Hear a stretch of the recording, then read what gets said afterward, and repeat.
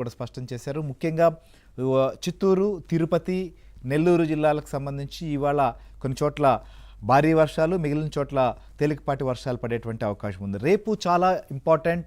ఎందుకంటే రేపు తమిళనాడు తీరానికి కూడా అతి సమీపానికి దిత్వా తుఫాను సమాంతరంగా ప్రయాణించేటువంటి అవకాశం ఉంది. కాబట్టి ఖచ్చితంగా రేపు దాని యొక్క ప్రభావం తీవ్రత ఎక్కువగా ఉండబోతోంది. అందుకోసమనే ఇటు నెల్లూరు, అలానే ప్రకాశం, చిత్తూరు, అన్నమయ్య, తిరుపతి ఈ జిల్లాల్లో కూడా భారీ వర్షాలు పడబోతున్నాయి. ఇక అదే కాకుండా బాపట్ల కావచ్చు, గుంటూరు, పల్నాడు ఈ ప్రాంతాల్లో కూడా వర్షాలు పడేటువంటి పరిస్థితులే కనిపిస్తున్నాయి. ఒకవేళ అది ఇటు తమిళనాడు తీరానికి సమాంతరంగా ప్రయాణించి తీరం దాటితే ఒకలా ఉంటుంది. లేకపోతే ఇంకా ముందుకి ఉత్తర వాయువ్య దిశగానే తుఫాను పయనిస్తే మాత్రం దాని తీవ్రత ఆంధ్రప్రదేశ్ మీద కూడా ఎక్కువగా చూపే అవకాశాలు ఉంటాయి. ఒకవేళ అలా కాకపోతే తమిళనాడు పైన ఎక్కువ ప్రభావం ఉంటుంది, కొంత ప్రభావం ఆంధ్రప్రదేశ్ పైన ఉండేటువంటి అవకాశం మాత్రం స్పష్టంగా కనిపిస్తోంది. ఇక ఈ జిల్లాల్లో అయితే మాత్రం అప్రమత్తంగా ఉండాల్సిన అవసరం ఉంది. ముఖ్యంగా చిత్తూరు కావచ్చు, తిరుపతి, నెల్లూరు, ప్రకాశం జిల్లాలు,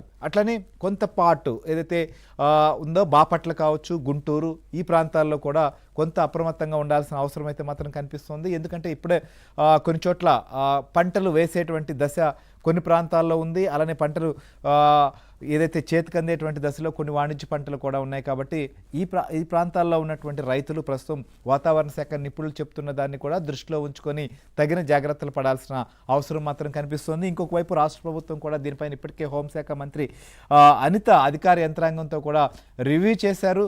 సో ఇప్పుడు అంటే ఈ రాత్రి తర్వాత మిగిలినటువంటి ఈ జిల్లాలు ఏదైతే ప్రభావం ఉన్నటువంటి జిల్లాలు ఉన్నాయో ఆ ప్రాంతాలకు సంబంధించినటువంటి యంత్రాంగం, జిల్లా యంత్రాంగం చాలా అప్రమత్తంగా ఉంటూ ఎప్పటికప్పుడు సహాయక చర్యలు ముందస్తుగా చేయాల్సినటువంటి వాటిపైన కూడా దృష్టి సారించాల్సిన పరిస్థితి మాత్రం మనకు ఆంధ్రప్రదేశ్లో కనిపిస్తోంది. ఇది దిత్వా వల్ల ఇవాల్టి ప్రభావం, రేపు కూడా ఉండబోయేటువంటి ప్రభావం. ఒకవేళ రేపు అప్డేట్ ఎలా ఉండబోతోంది దీనికి అంటే దిత్వా యొక్క కదలికను బట్టి అధికారులు మనకు ఎప్పటికప్పుడు పరిస్థితిని కూడా తెలియజేయబోతున్నారు. సో మొత్తానికైతే మాత్రం మనకు దీని ప్రభావంతో ఈరోజు రేపు కొన్ని ప్రాంతాల్లో భారీ వర్షాలు పడబోతున్నాయి. అలానే ఒకవేళ తీరం దాటిన తర్వాత కూడా 2-3 రోజుల పాటు వర్షాలు కురిసేటువంటి ఛాన్స్ మాత్రం మనకు స్పష్టంగా కనిపిస్తుంది. ఇక దిత్వా తుఫాన్ యొక్క తీవ్రత కారణంగా శ్రీలంక చాలా ప్రాంతాలు అతలాకుతలమయ్యాయి. పూర్తిగా దేశంలో రాకపోకలకు కూడా ఇబ్బంది కలుగుతున్న పరిస్థితి. చాలామంది వివిధ దేశాల నుంచి టూరిస్టులు కూడా శ్రీలంక వెళ్తూ ఉంటారు. వారందరూ తిరిగి స్వదేశాలకు చేరుకునేందుకు చాలా ఇబ్బందులు పడుతున్నారు. అలానే అక్కడ ఎయిర్పోర్టుల్లో ఉన్నటువంటి వారికి కూడా సరైనటువంటి సౌకర్యాలు లేక అవస్థలు పడుతున్నటువంటి పరిస్థితే మనకు కనిపిస్తోంది. సో ఆంధ్రప్రదేశ్ కావచ్చు, తెలంగాణ ప్రాంతాలకు సంబంధించినటువంటి వారి ప్రజలు కూడా అక్కడికి వెళ్ళి వాళ్ళు తిరిగి వచ్చేందుకు అవస్థలు ఎదుర్కొంటున్నారు. సో ఇంకా మనతో కొంతమంది ఎయిర్పోర్ట్ నుంచే కూడా మనం చూస్తున్నాం, వీరందరూ కూడా తెలుగువారు. ప్రస్తుతం శ్రీలంకలో తుఫాన్ కారణంగా చిక్కుకున్నటువంటి వారు వీరందరూ వెనక్కి రావాలి